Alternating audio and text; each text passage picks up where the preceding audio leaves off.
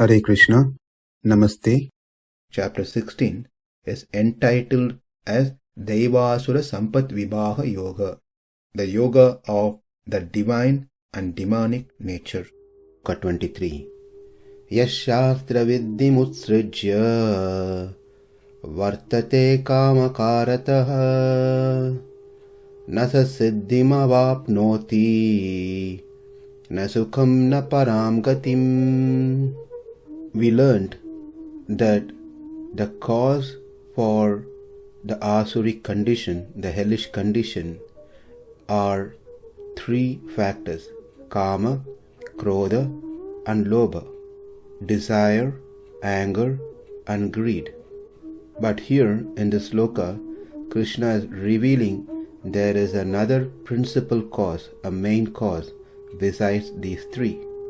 But that doesn't mean that we don't need to care for our desire, anger, and greed. We have to certainly address them, but that is all because of one main reason, which is what is being discussed in this sloka.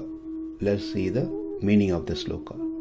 śāstra-vidhim, the injunctions of the Vedas. utsṛjya, giving up.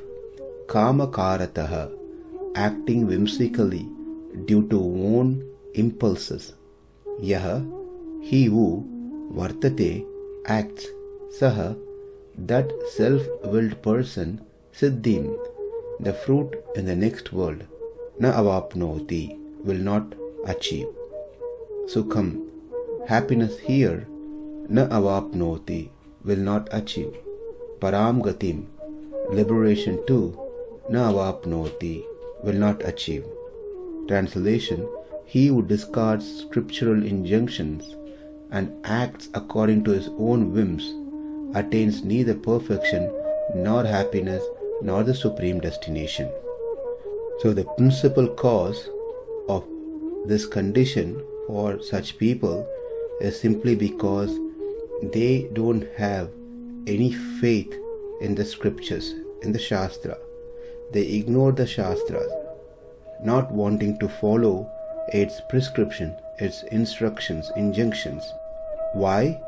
Because the results are adrishtam. We learned what is drishtam and adrishtam in the 13th sloka of this chapter. Drishtam, where you can see the result, experience the result after the task is done. Whereas adrishtam is where we don't perceive the result immediately or this lifetime. Therefore, these people doesn't have any faith in the scriptures.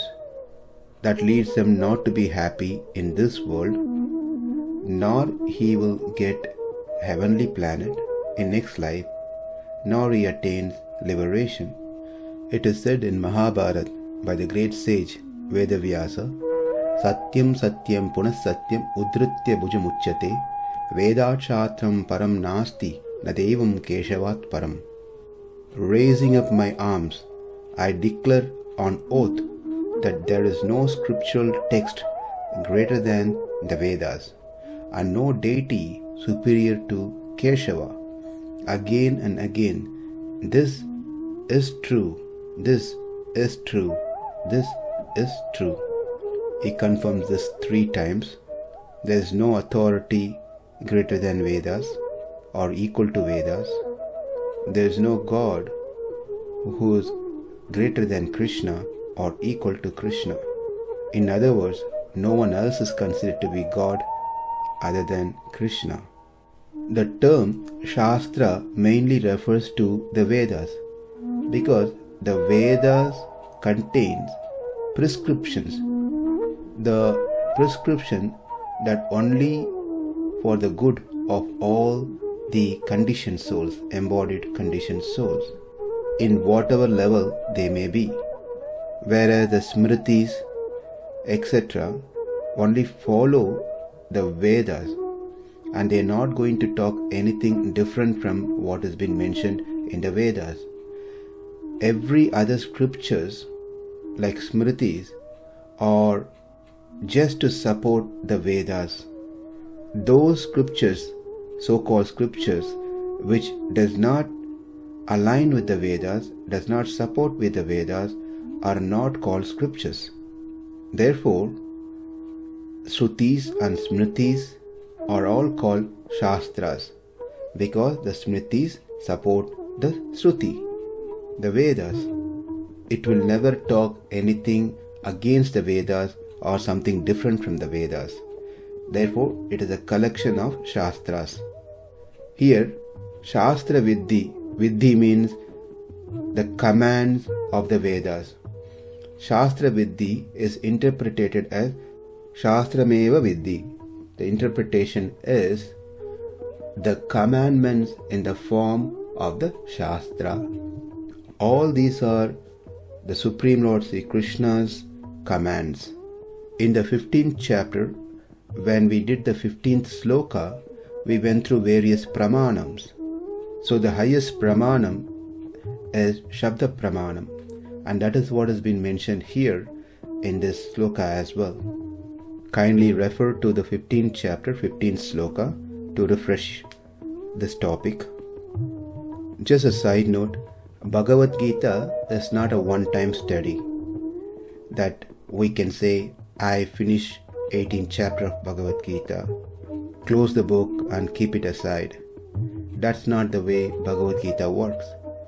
Bhagavad Gita requires constant, regular studies, repeated studies, especially for people like us, where we are so much engaged in many other activities.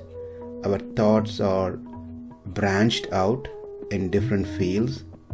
Therefore, there are high chances that even though we hear and study Bhagavad Gita very religiously, still we may forget even basic things. So we have to go back and keep repeating, keep hearing what we learned. Sometimes it is a good practice. We take notes as we hear, or make a notes after we hear as a recollection. All this will help to some extent to retain the message within us. Another nice way to remind ourselves, remember these things, is by sharing what we learned with others, by teaching others. We should be completely convinced that Shastras are for our good. It provides the instruction for us to be happy in this world or in other worlds, the world above us. Vedas are compared to hundreds and thousands of mother. So much love, affection, compassion that Vedas has towards us. Therefore, following Vedas injunction is simply for our own good. Those who doesn't follow Vedas are ruining their life. They themselves become the cause of their suffering.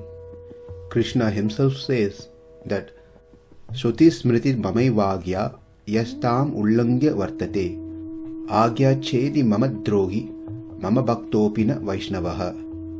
One who does not abide by the laws set by me in the Shrutis and Smritis are drogis, offenders. They are not Vaishnavas. These are direct words from Krishna himself. So the sloka says, śāstra-vidhim utsṛjya vartate kāma-kārataḥ. Kāma-kārataḥ vartate. He who acts according to his own sweet will. A person whimsically does things by his own will. Kāma here refers to be opposing to the injunction of the Vedas. I have a desire. That desire is driven by me, which is opposed in the Vedas. If we can recollect, when we did the 3rd chapter, Arjuna had a question, interesting question. Atakena prayuktoyam papam charati purushaha anichannapi varshneya bhalad iva niyojitaha. O Krishna, by what is one impelled to sinful acts, even unwillingly, as if engaged by force. People know that they are doing wrong, but still they are doing it. What is that force which is driving them to commit sinful acts? In the 37th sloka of 3rd chapter, Krishna responds, kāma-yesha krodha-yesha rajoguna samudbhavaha mahashano mahapāpma vidhi enam iha vairinam. My dear Arjuna, it is desire only, which is born of contact with the material mode of passion, rajoguna, and later that transforms into anger, and which is the all-devouring sinful enemy of this world. That which we saw in the 3rd chapter is what mentioned here again. That is what has been pointed over here. Kāma-kārataḥ vartate. But there could be situations where one may have multiple choices, valid options, which one may pick one out of their desire. That desire is not relevant to this topic. For example, should I offer a rose flower or a jasmine flower to Krishna? So there are choices here, and one picks one out of multiple choices based on their desire. But those desires are not considered in this context, because those are valid desire. The desire that Krishna is telling here is totally opposing to the injunctions of the Vedas. One simply acts according to his own will. So what's going to happen to such people? Siddhim. Siddhim means perfection. Perfection of the means to attain heaven or any other planets within this material world in next birth. Siddhim can also mean happiness in the form of swarga, etc. And sukhaṁ means happiness. Happiness to be enjoyed in this life, in this very life. It is stated by Manu that those smritis not in align with the Vedas are filled with ignorance and cannot in any way help to secure a good afterlife. And it has also been said that those who do not worship Govinda will experience only grief always and everywhere.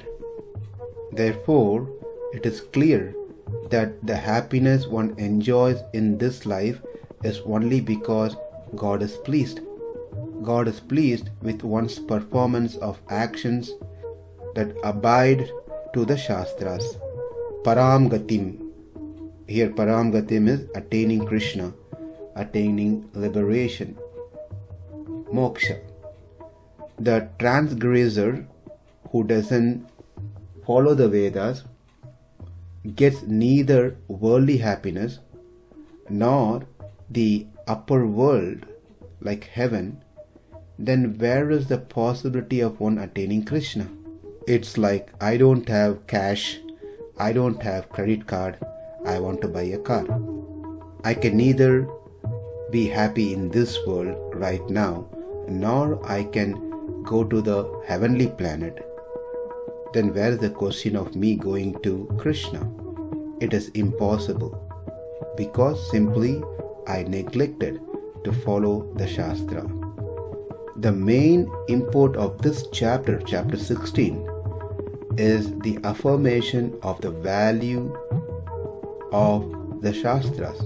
Those who follow the Shastras are divine. Those who doesn't are demoniac. Those who follow the scriptures will be happy. Those who doesn't can never be happy. Shastras are the only pramana, only authority in deciding what is right and what is wrong. Those are simply my commands for the better mankind, for the welfare of the society, of the world, And this is the concluding message of this chapter in the next sloka, the last sloka of this chapter, sloka 24. śāstra-vidhim utsṛjya vartate kāma-kārataḥ na sa siddhim avāpnoti na sukhaṁ na parāṁ gatim. Namaste. Hare Krishna.